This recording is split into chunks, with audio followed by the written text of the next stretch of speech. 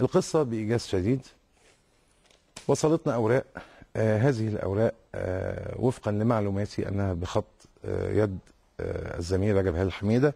هذه الأوراق على وجه التحديد معنونة جامعها بعنوان تقرير. هذه الأوراق موجهة لشخص يدعى عمرو محسن. هذا الشخص وفقا لمعلوماتي هو ضابط في جهاز مباحث أمن الدولة، وانا الحقيقه سبت صوره من الاوراق للاعداد، اتمنى ان هي يكون عندكم صوره، لكن الاوراق الصوره الثانيه معايا. اوراق موجهه باسم عنايه الاخ المحترم المقدم عمرو محسن.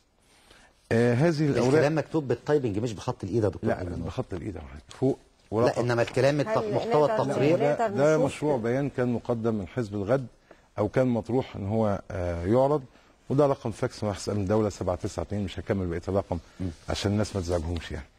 انا الحقيقه انا مش متذكر خط الزميل رجب هلال حميده قوي، لكن التيقن كان هو اهداني كتاب كان عامله عن الاصلاح في مصر، وحاطط صورتي في مقدمته، وكاتب لي اهداء عليه، اهداء خاص الى شقيق الروح الى اخر الكلام، المخلص للابد رجب هلال حميده. انا الحقيقه قارنت بمضاهات الخطوط، تاكدت ان هو ده نفس بالذات في كلمه المحترم، واللي حبيت اطلع عليها وممكن الاخواننا يقدروا يعرضوا جزء منها.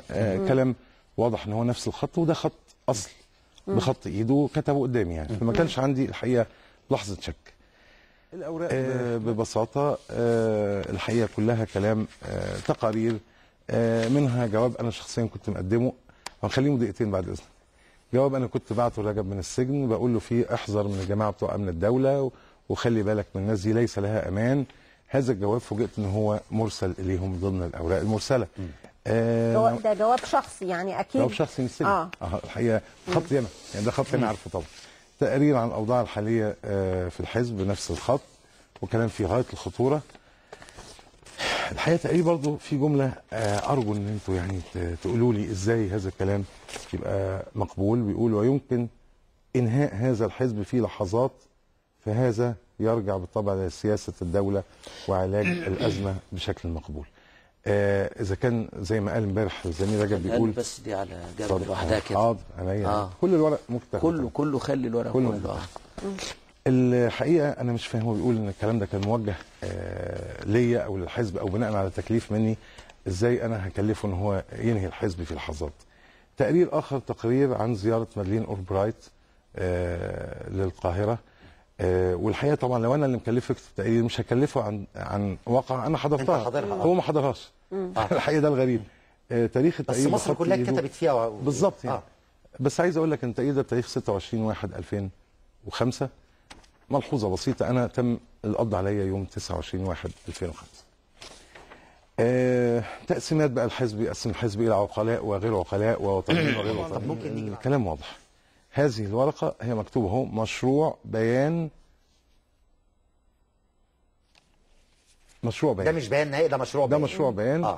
وكان مبعوث داخليا للاستاذ وائل نواره والاستاذه جميله اسماعيل.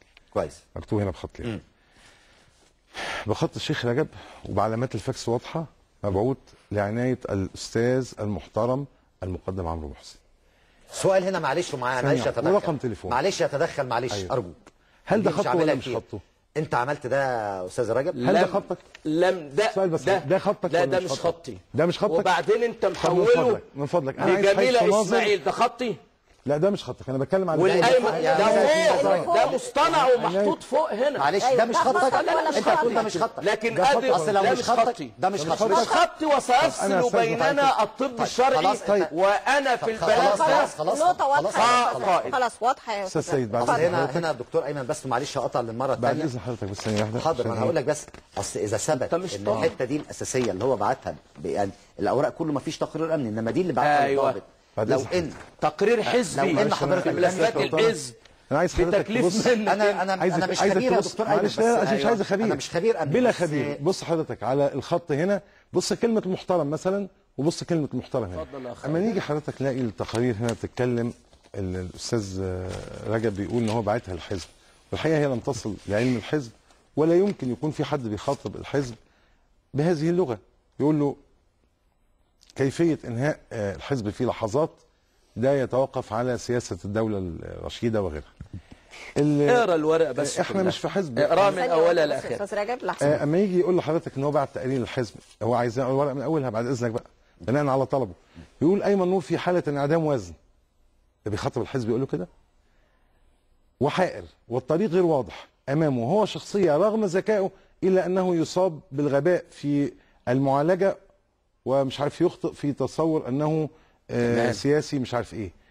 ده كلام بيوجه للحزب، ده كلام غريب جدا. تاريخ كام؟ اما ان يكون تاريخ كام الورقه دي؟ موهوب بالخارج، او يكون قائم بدور مع السلطه في مصر. يعني انت مع السلطه في واحد يكتب تقرير امني يقول او قائم بالسلطه مع مصر. شوف يا استاذ هناء، حلل انت بقى. بس ده خطك يا ايوه خطي. اوكي. يمكن ان هذا الحزب في لحظات وهذا يرجع بالطبع لسياسه الدوله وعلاج الازمه بشكل مقبول. انت فسرتها ازاي يا دكتور ايمن؟ ده كلام واضح مش اسف. لا معلش فسرتها ازاي؟ بعد اذنك يا استاذ رجب، معلش بعد اذنك بس. اما يجي جواب انا بعته للاخ رجب من السجن وبحذره فيه من بتوع امن الدوله، وبقول له يا اخي افتكر الناس دي عملوه، والناس دي لا عهد لها والى اخره، واكتشف ان هو مبعوث على نفس الجهه. ده كلام ما اعتقدش ليه علاقه. لا مش مبعوث. زياره مدلين اوربرايت الى منزل السيده منى مكرم عبيد في مساء الاربعاء 26/1. دعت السيده منى مكرم ايمن نور. بس السؤال ده خطك؟ ده خطك؟ ايوه ده بتاع تقريبا هنا تقرير. معلش يا دكتور. ايوه خطي. طيب ايوه خطي. يا سيدي الفاضل، هذا الكلام كلام واضح جدا انه تقارير امنيه ليس لها علاقه بالحزب.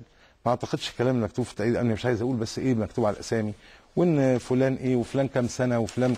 يعني انا عايز اسالك سؤال، انت لما بتخاطب اعضاء الحزب تقول لهم فلان 40 سنه، فلان 50 سنه، ترشيح فلان، ترشيح ايمن نور، ترشيح وائل نواره، ترشيح ده كلام واضح، ده كلام امني.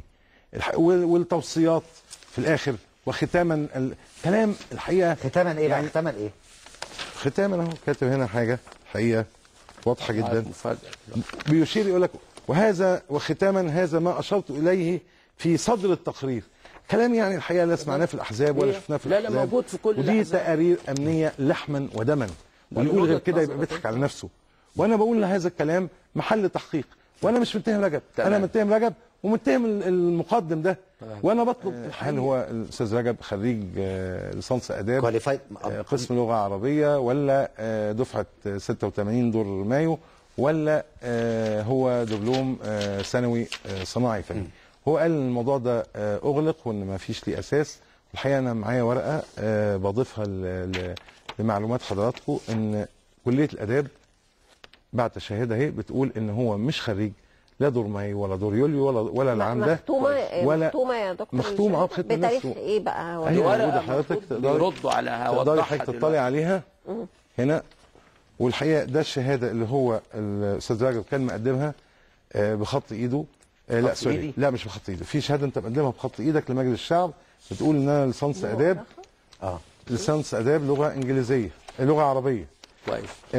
ادي لرغبه الضيفين، احنا عندنا كم اتصالات تليفونيه من كل الفئات ومن كل الشرائح عايزين يدخلوا ويقولوا وجهه نظرهم، بس هم الاثنين طلبوا. انا مستعد للتليفونات، انا موافق على التليفونات. بس عندنا الوقت لا كمان احترامنا رغبه يعني الاستاذ رجب مش عايزين تليفونات، فاحنا احتراما معلش نتابع الحلقه للنهايه لكل منهم.